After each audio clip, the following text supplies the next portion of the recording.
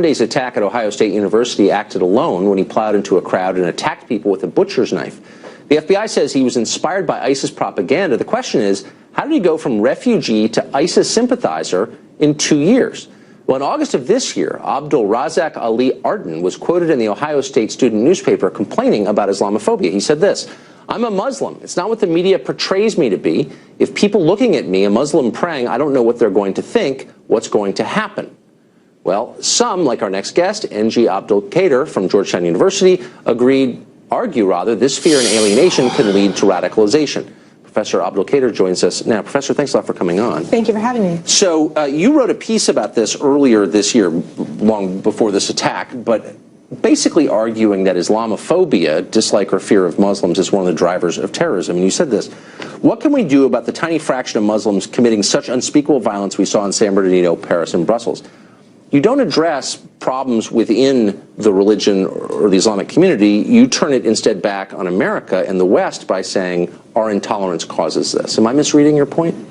I think it's complicated, right? So I think at the outset, we need to make clear that there's never a justification for a tragedy such as this one, right?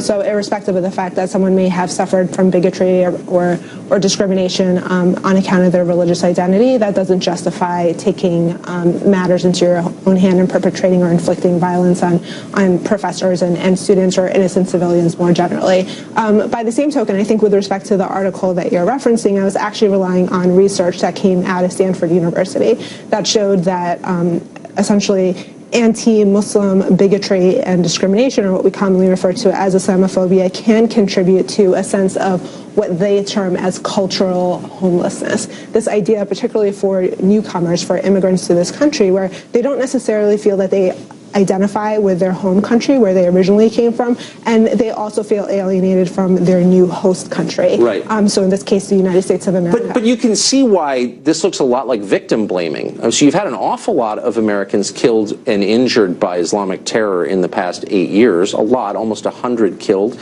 350 or more injured. And you're basically saying that that happened because America is not hospitable enough to Muslims, and that seems unfair. Absolutely not.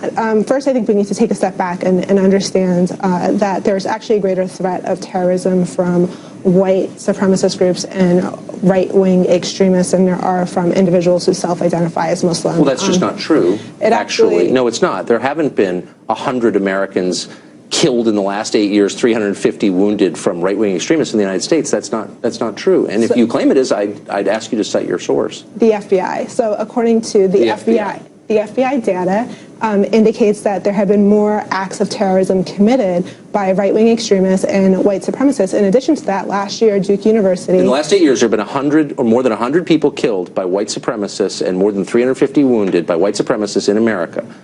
That's not true. So I'm referring to the number of acts of domestic terrorism, as opposed to victims. So look, I mean, obviously you're making a point that is unsupportable. I'm talking about actual acts of terrorism. People die, people get wounded. I mean, we can define terrorism many different ways. I'm just saying you've had an awful lot of people killed by Islamic extremists, and what I hear you saying is we're not going to take a moment to reflect upon why this is happening within our community, but instead we're going to look at the larger community and blame them. That's what I see happening.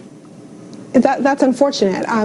First, it is important to understand that the data that I'm relying on comes from law enforcement, specifically the FBI, as well as elite academic institutions such as Duke University. But what does it mean? I mean, okay, so let's say there are 10,000 right-wing extremist terrorist acts every day. It still doesn't answer the question, why are people coming to this country in the name of Islam killing Americans? And don't you think you should pause for a minute and reflect on what's gone wrong within your community? I don't think anything has gone wrong in my community. First of all, there are about 3 to 7 million Muslim Americans in this country, and the individual who perpetrated this atrocity at this university is far from representative of that 3 to 7 million. Well, I don't think he is either, and I'm not suggesting that. I'm just saying I'm an Episcopalian, and if you saw 100 people murdered by Episcopalians in the name of the Archbishop of Canterbury in the last 8 years, a lot of us at church would be saying, "What the hell is this? What can we do to stop it?" Right, and so let's take a moment to reflect upon that. When there are extremists that perpetrate a bombing at an abortion clinic in the name of Christianity, as Americans, we know enough about Christians and Christianity to sort of place a psychological space between that act that was committed by that individual and the rest of the population. I'm sorry, I can't take that seriously. The scale is just not proportionate or comparable at all. I would disagree with you. I think that the numbers say something different. I actually wrote a whole book on crime. I know what the numbers are. It's not even close. It's not even close.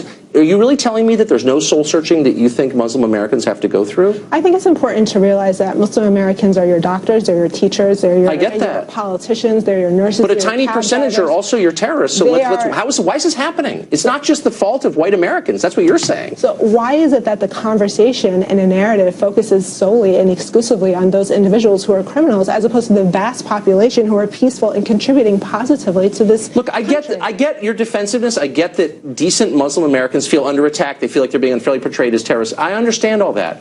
But at some point, you have to say, this really is a real problem, and it's discrediting all of us, and until we take it seriously, it's going to continue, no?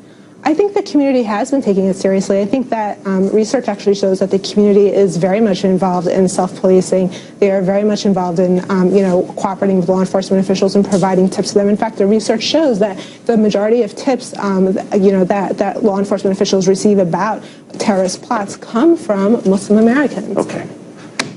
I would suggest more soul. Something's going wrong, and I think it's important to be honest about it. We are out of time, unfortunately, but I appreciate your coming on. Thank you. President-elect